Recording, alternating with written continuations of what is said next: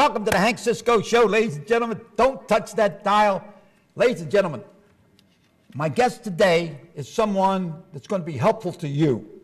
It's going to be someone that works in the district attorney's office and helping the, as far as if you have a problem, somebody trying to rip you off or whatever it may be. You know, the district attorney has different departments. They have the murder, they have the drugs, they have the, you know, where economic crime unit.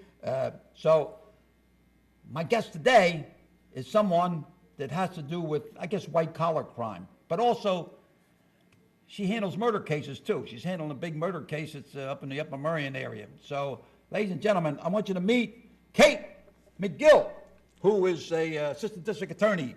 So, welcome to the Hank Cisco Show. And I'm going to tell you tell me what you do now. You're in the district attorney's office, loud and clear. Tell everybody what you do, because I pay your wages. That's right, Hank. You are a county employee, and you're doing a good job. And we appreciate it. I want the public to know the district attorney is your attorney. She's the one, he's and she's that are in the district attorney's office. A lot of people don't know what the district attorney's job is. They don't realize, say, well, somebody beats me up or something. Oh, I can't get a lawyer. I can't afford. The district attorney is the one that defends you. Now, tell me what you do. Okay, Hank. Your department. Well, I am the head, currently I'm the head of the Economic Crimes Department for the District Attorney's Office. But the question that you were just talking about, what does a district attorney do?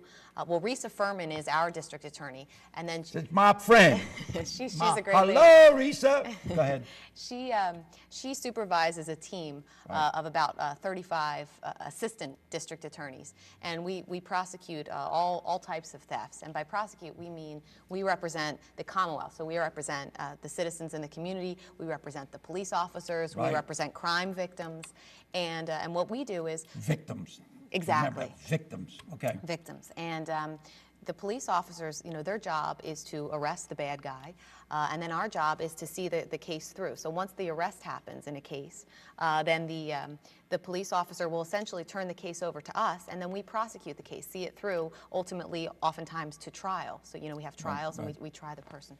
But the particular unit that I'm involved in is the Economic Crimes Unit, and we handle white-collar type crimes. And by that I mean, you know, identity theft cases, embezzlement, forgery, any of those types of cases. And I supervise a team of attorneys, and together we work on those types of cases for the benefit of the folks in Montgomery County. Right. All right. Now, how long have you been in the unit or in the DA's office? Sure. Well, I actually started, I interned with the office when I was in law school. Oh. What law school? Temple. Temple. Temple okay. Law. Mm-hmm. And local? Good. Yeah. not college way out in Yokohama or someplace. No. Right here, local. Right. We have a lot of Temple grads. All right. And then, all right, tell me, people want to know something about you, okay? Are you married?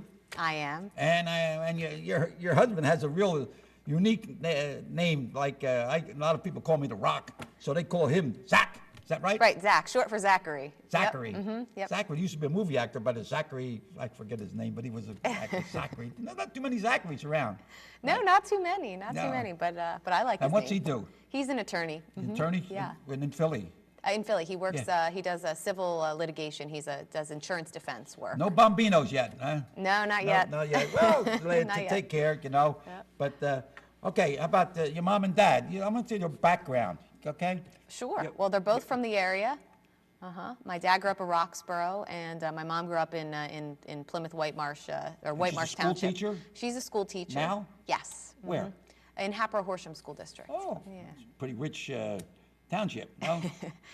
They do all right. It's pretty big, yeah. And your dad is retired legislator? No, well, he's a retired state legislator. He was in the Horsham area. He was Horsham, Upper Dublin, Montgomery Township. Mm-hmm. Horsham, yeah. When I was a county detective, I used to have to go pick up the reports at different Horsham Police Department, different places. But you touched on something where you assist the people, but you also assist the police department, make sure that they're making that arrest, make sure they have the proper search warrants, make sure that to get that case. So you don't want to have the the case all messed up. By the time you go to court, you're losing some technicality. So the police department and the district attorneys work hand in hand. Exactly. And get that case and knock them out. That's exactly right. We work Right. very closely with the police. Right. A lot of times they're bringing us search warrants for cases that they're working on, and we review them and we go through them with them. We help them out. They help us out. Oh, yeah, And, definitely. Sure. Absolutely. And my grandson is a police officer. In fact, he started, I think, in January in West Norton, the police department. Wonderful. And he followed his grandpa, you know, because I was a policeman in Norristown for 24 years, and then a county detective. So I'm so happy that my grandson Anthony Morano is with the West Norton Police Department, which is a good police department. It is. Well, all Montgomery County, really. You know, I have to say that Montgomery County's police departments, district attorneys, you know, until you go to other towns and cities and see, you know, how they're not as up to par like we are, you know. And so we're like one of the richest counties in the country, I guess, right? One of them, anyhow. So we live up to it and we do our job. Now, you tell me somebody that tries to pull some fast stuff. You mentioned something about some lady that she was faking it. She was a phony baloney. Tell me about that case. What'd she do? Sure, yeah. Trying to fool people. Well, and unfortunately we have a lot of cases, but one of the interesting cases that we had recently was a woman who pretended that she had cancer, which was, you know, was appalling, really. And she pretended that she had cancer, and what she did was she solicited money from her family and her friends, basically to go towards her medical bills, what she said were her medical bills. Now, she was completely healthy. But she solicited money, and what she would do is she would show her family and friends forged receipts from the hospital. She never went to the hospital, but she would show them forged receipts. She was stealing the receipts? No, she was basically making it herself. She was making the receipts, and she was saying, "Hey, look, mom and dad, you know, friend, I owe the hospital this much money." And then they were giving her money because they thought it was going towards her treatment. And the other really interesting and horrible thing about the situation is that her friends organized a beef and beer fundraiser for her benefit, and they put it together. And fortunately, her fraud was figured out about a week before the beef and beer actually happened. Yeah. But you know, there were donations that were made for the beef and beer from the Sixers. There was a basketball that was signed by one of the players that was donated. There was you know, some Phillies gear that was sent over. All those things made it back to the Phillies. What would be the charge on that?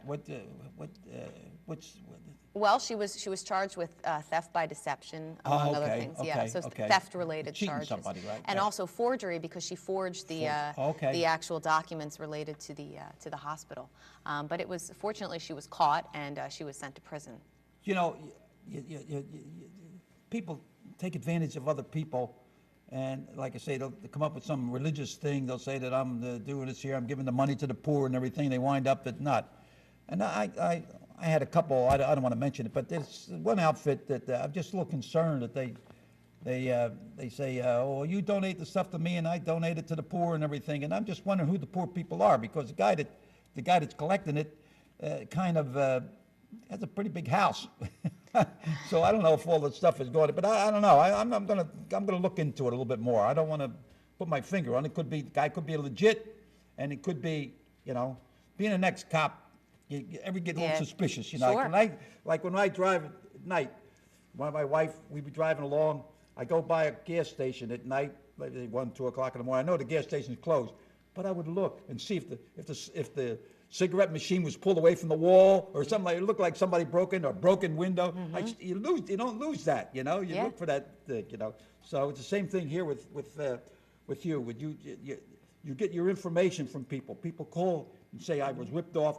Now, another thing that people take advantage of, like they want to get their driveway taped, or they want to get the roof fixed, or they want to get the new windows. Tell me, what's the scoop on that? Well, tell me what people should do. Call up. Absolutely. Police department or the DA's office, whatever, if they don't get into action. Well, I think what you're talking about, Hank, is some of the contractor fraud cases that we're seeing. Is that what you call it? Okay. That's what we call it, yeah. And unfortunately, we've been seeing a lot more of these types of cases, and whether it's because of the economy, I don't know. But it's happening. And so what happens is, you know, somebody goes, like you said, to have their roof done or something along those lines, and, you know, the contractor shows up, you write a check to the contractor, and then they never perform any of the work. And so we're really like looking closely at these cases. What you want to do, if you're somebody that's interested in having work done on your home, these contractors are supposed to be registered with the Better Business Bureau in the state, and you want to make sure that this is somebody that is indeed registered and licensed to be a contractor. What would be to check that? What would be the one? To call the DA's office? The No, Better well, no. Business Bureau? You can check with the Better Business Bureau, and you can check with the State Attorney General's office. Oh, okay. They have a special unit for that, the Attorney They do. General's office. Okay. They do. And the other thing, too, is if you suspect that you have been a victim of this, the first thing that you want to do is you want to call your local police and make the report. And that, because it might be working right in that whole neighborhood or so. Sure. It could be that. It could be somebody, it could be a contractor who frankly got behind in their work, and you know, maybe all it takes is the police officer giving them a call and saying, hey, look, we have a problem here. Or it could be a legitimate fraud, and if that's the case, we want to know about it as soon as possible. A legitimate contractor, I don't mind being investigated to find out, sure. Yeah, I think he wants to be, let every people know that he's legit. And he wants to help get these phony balonies that go around cheating people. You know. Absolutely. So that would be the thing. I see that, but a lot of people don't know what to do. You know, you have your police department, you have the Better Business Bureau, you have the Attorney General's office. You know, and to help, and especially today, because when things get tough, you know, they start stealing more because they figure they can't get a job and they get confused. So. You in the DA's office. Now tell me what else you I think now with all this technology and everything, tell me about this stuff that's with the computer and all that stuff, the bullying, texting, and all that stuff. Tell me about that. Sure. Well, this is high-tech stuff. High-tech. One of the real problems that we're seeing really with our kids in schools, with adolescents and all the way down to middle school age kids, because everybody now is on the internet, you know, on Facebook and all the other social networking sites. They're constantly in communication with each other. It's not just in school anymore that you're seeing your friends, but you're also online every night, you know, talking on Facebook, chatting with them, sending them text messages over the phone. And so what's happening is the bullying that used to take place just, you know, in the school, you know, in the schools, in the hallways, at recess, that's taking place at home as well on the internet, and people are using it as the internet as a medium to bully. Well, give me an example, like for bullying on the internet. What would be something like? Give me. Okay, well, for example, so Have you ever had a case yet? We have referrals for cases. We're trying to figure out creative ways to handle these cases, and what we're trying to do is get out to the schools. You want to be fair. You want to make sure that nobody's getting falsely accused or anything, right? Right. Of course, we always want to be fair. As a district attorney, you are fighting to see the truth, right? If the guy's guilty, you're going to fight, make sure, and you're going to fight just as much to see maybe these are false charges. Somebody, you know, same thing. The guy running for president right now. Somebody made an accusation, you know, so they got to find out what's what, you know. Absolutely. And that's the district attorney's there to prosecute and also to find the truth and make sure that that person is not falsely accused and get to the point. What we're trying to do in the office is to go out and talk to kids and educate kids and parents about about cyberbullying and what we're talking about. That reaffirmment goes into the schools and different.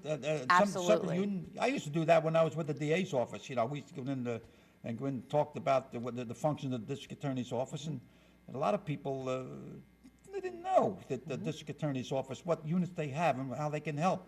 You know. Your tax money is being used. Go ahead.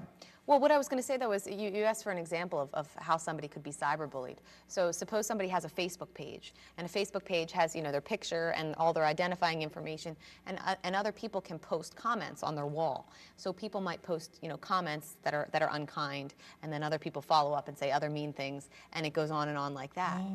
So it's, you know, it might be happening in the cafeteria at lunchtime, it might be happening on the bus after school, and now it's happening when you go home. You can't even escape it at home. So what we're telling people, well, first of all, we're trying to educate kids, and also the schools are doing a really good job. A lot of the schools, the local schools, have bullying programs and cyberbullying programs where they're actually talking about these issues. Didn't have that stuff when I was there.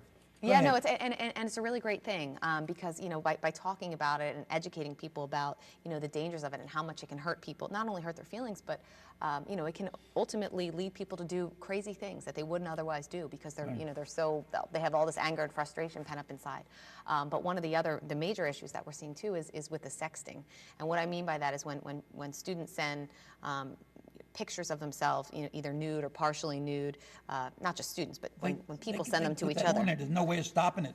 That's exactly right. Once you put something out there, whether it be on the internet or on a phone, it's out there. You don't know. I mean, even if you think you've erased it from your phone, you don't know if they've passed it on to 10 of their friends. Let me say, so you can tell these people that have the idea that maybe they can get away with it. There's a way of following through to catch these people that do this. Is there any way? Well, sure. There's a way to catch them, but what we're trying to do is, I think, a lot prevention. Typically, the way that this scenario happens, particularly with the sexting, is, you know, a girl and a guy are going together, and you know, the girl sends a naked or a partially nude image of herself to the boyfriend and says, you know, this is just for your eyes only, or something like that. Because it's open for everybody. Then everybody sees it. Well, at that point, then the boy, you know, suppose girl and boy break up. And then all of a sudden the boy sends it to, you know, 10 of his buddies, and they turn around and send it to 10 of their buddies, and all of a sudden the entire school now has a picture. Next thing you know, you have a nudist colony. Well, yeah, but I mean, but it's scary though, because now you know, you take somebody who maybe is otherwise, you know, a great student, a great kid, and you know, they've done something stupid by sending the picture, and now you have, you know, the entire school. So it's humiliating, and it's also illegal, and I think that's really Okay. All right, right there. Let's tell, it's against the law, right? Absolutely. Okay. Tell me, what is against the law? These kids think it's okay. Tell me, what's against the law? Well, when you're taking a picture of yourself and sending it to a naked picture of yourself, if you are under the age of 18 and you send a naked picture of yourself to another person, you are disseminating child pornography, which is a felony. Oh, okay. If it's gone to a juvenile, it makes it worse, right? If it's gone to an adult, it's still a violation, right? Well, if it's adult to adult, if you're an adult and you want to send a naked picture of yourself to you know, a paramour or whoever, you can do that. The congressman up in New York. Yeah, that's it. Going around, then he said, "Oh, now somebody." Man, it's a phony baloney. I mean, if he wants to do that, though, it cost him his. It did. Yeah. As it probably should have, but that's not illegal. Well, we're talking about. Like I said, if the guy wants to send nude, join a nudist colony, and then it'll legit, and nobody will bother you. You can go over there and you do the hanga conga, whatever you want to do, you know. But stay off the internet. Don't let other people. People don't want to see your dirt. Oh, my thing is going over there. All right, so go ahead. All right. I turned this thing off, but I don't know what to turn it on. Okay, go ahead. Well, so if it's a person under the age of 18 that's pictured in the photograph, and you are in possession of that picture on your phone, you are possessing child pornography, which is also a felony. See, people have to understand. They figure, well, I can just move around, I can do everything I want, you know, but it's not. And then you can follow up on that, right? Absolutely. You know, I remember when I first started the district attorney's office and about the computer. And we were getting a search warrant. We used to go in and take everything, computer and everything. And then they found out that we had to get a separate search warrant for the computer because it was separate, you know. So it's a lot to that. And even though you say, well, I reject it, or what do you call it? You're not gonna. I'm a dinosaur. I can't stop this thing from working here. Call back later. Good. So go ahead. But so I think what's really important here is that students need to know that these are actually felonies, and if you're convicted of the felony, you are a Megan's Law registrant, in other words, a sex offender, right. For 10 years, and that's huge. I mean, you have a felony on your record, and you're also a Megan's Law registrant. Right.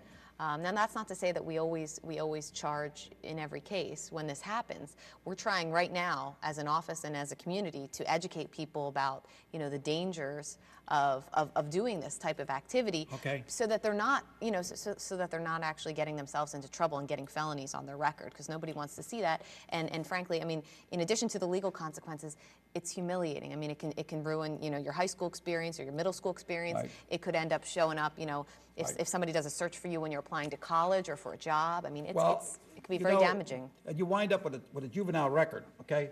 And when you go for a job, you say, well, okay, 2 people are going to go apply for a job. Here's my diploma for high school, and here's my criminal record, okay? Now, the boss is going to look at it. Who's he going to take? He's going to take the one with the high school diploma. And if you got the other one, so why do it? Why get involved? You know, same thing with when I was a policeman, the 4 or 5 kids were getting a car, stolen car. Well, you knew it was a stolen car. Why'd you get in? You should have stopped, turned around and say, look, I don't want to get involved. Boom. And you're out. You won't be charged with anything. You got to stop. You got to think. Because it means a lot to your future. You know. Absolutely. You got to bob and weave in this business. So, all right, now, the economy crimes. Tell me a little bit more about that, because this is the big thing here today. Yeah, well, we're seeing one of the trends. I tell everybody that I can about this is criminals a lot of the criminals are very smart, particularly with economic crimes. Right. And what they've been doing is they call them skimming devices. What are you? Skimming devices. Okay, okay. And what they do is they place them on top of a ATM machine, you know, where you go at a bank or at a Wawa. And you can't even see it. I wish I had a picture with me, but they fit. The device itself fits right on top of the ATM machine. So you walk up to your ATM machine, and I'm going to steal my business card here. I'm pretending this is my card. You go and you swipe your card, and you have no idea that you have just swiped your card through a skimming device. And what that does is that the skimming device captures all of your card's electronic information. Oh my God! And you got your whole history. Now they have your credit card number and your all the information back there. And then what they also do, the criminals, is they put a little camera somewhere, a tiny little camera. And so what they'll do is they capture you actually typing in your ATM PIN number. And so what they'll do is they'll remove the skimming device, and they'll go back to, you know, wherever they are, and they'll remake your ATM card. They'll make a copy of it. And now they have your PIN number too. So you don't even know that your card has been compromised because, you know, you go to the machine, you take out your money, you put it back into your pocket. And here the criminals are going to use that information and make an identical copy of your card. So that's huge. So what I always tell people, when you're walking up to an ATM machine, whether it be at a bank or in a Wawa, you want to take your hand and you want to cover it. When you put in your PIN number. Watch this now. Do that to show this a little bit more. You want to go like this and cover when you are typing in your PIN number, because they might be able to. You get that? Go ahead. They might be able to capture your electronic information, but they're not going to be able to get your PIN number if they can't see it. Covered, so don't get your. Cover it up. And also, when you walk up to the machine, don't be too rough with it, but jiggle the machine a little bit, because usually the skimming devices will pop right off. They're usually not on there too tight. So just jiggle it a little bit and make sure that it's that's really on there. You know, that is something. That's why, you know, Lisa Furman, I know she has her staff constantly training. And I think, who is it, Kevin Steele is in charge of training or so? Yep. And keeping up with all this modern stuff, because, you know, the thieves are out there always thinking. The same thing with the guy that's in jail. You know, when I was a county detective, I had to go out to Tennessee or so, or no, in Chicago, one of the top prisons. And it said these guys do nothing but think all day how they can get out, and that's all they think about. So a guy that's you know that's a thief and going to cheat people, that's all he thinks about, how he can. So the district attorney has to keep educating, being aware, and getting information, let people know that, you know, say, well, okay, somebody's cheating me. Find out.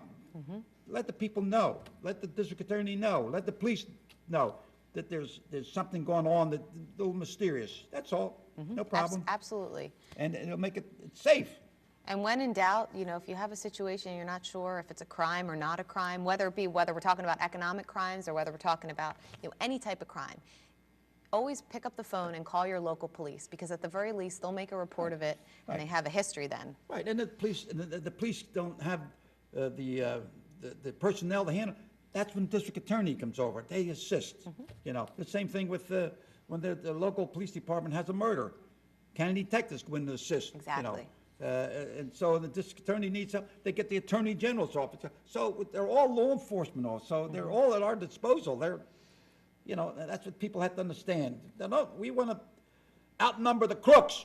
And well, they're crooks. These guys that are slimy guys that go around cheating people. I mean, you know, and you watch TV, you see an elderly lady, oh, they came and they told me they're going to put the money over here, and they're going to, you know, it's so sad, you know.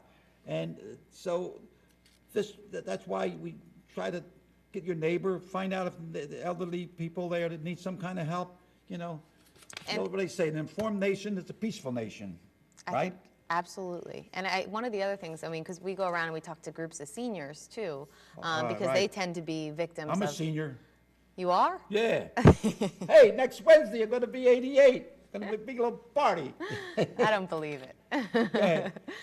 No, but we try to educate seniors too, because seniors tend to be victims. They, you know, a lot of the current generation of seniors, they come from a very trusting generation, and they take people at their word. And you know, there's a lot of phone scams that are out there. There's a lot of internet scams. One of the biggest internet scams, and a lot of people already know about this, is what we call phishing, spelled with PH. Which is when you get an email that looks legitimate. It looks like it's from your bank. If I bank with TD Bank, so I get an email from TD Bank, and it looks like it's a legitimate email. It has the TD, you know, logo, and it says, you know, recently your account, you know, we've had a security threat to your account, and we need you to verify all of the following information: your name, your full name, your date of birth, your social security number, and send all this back to us. And it's a fake web page. It's not real. It looks completely legitimate, but if you get one of these emails, please, please, please do not send this website your information. When in doubt, check it out. Exactly. And you can check it out by picking up the phone and calling TD Bank yourself, calling, you know, looking up the number for TD Bank and calling and saying, hey, TD Bank, did you just send me this email? Because if you didn't, you know, then we have a fraud here. And then if they didn't send you that email, make sure you pick up the phone and call the police. See, that's what now, Risa Furman has one of the best district attorney's offices I get in the state, maybe in the country, okay? And not only do they do prosecuting cases, but it's also prevention. They go into the schools and the senior citizens for children, the mission kids and stuff. This is, you know, the same thing, crime prevention. It's a lot easier to prevent the crime. Same thing with a police officer. He wears a uniform. That's a prevention. If a guy's going to rob a place, he sees a police in the uniform, he's not going to go there. He's not going to go in and rob. So, and the same thing with the police, I mean, the district attorney. They go in, inform the people. They say an informed nation is a peaceful nation. So, informed nation, the person is a happy one too. You know. Yeah. You know what? Kate McGill, assistant district attorney, and she is running for judge in Springfield. And let me tell you, you are a knowledgeable person, one of the best guests I've had to be able to educate my people here. And I appreciate you coming here, and it brought back a lot of memories when I was in the DA's office.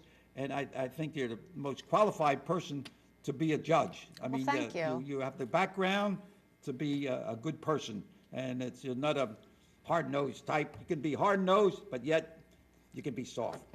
So I want to thank you very much for coming. Thank you so much for my having show. me. And I got a little token appreciation here, and it says, where is I get over here? It says here, thanks for being a guest on the Hank Cisco Show, Comcast 28 and Verizon 45. And this show goes worldwide if you hit the internet, okay? So here it is. Well, thank and then you. when I come in your office, I want to see it hanging around there someplace. Absolutely. And give you all the canon detectives that said hello, Oscar Vance, and the whole bit, and Risa Furman. I sure will. Okay, and I got to get Kevin Steele on my show. He's been so busy, I know. So, ladies and gentlemen, until we meet again, thanks a lot for tuning in. And let me tell you, I want to educate the people. I want the people to be free. I want the people to be happy, especially now with all this year problems all over the world. So, until we meet again, keep bobbing and weaving, and may God bless each and every one of you. Thank you. Okay, grazie. Adios, amigos. That's it. All right.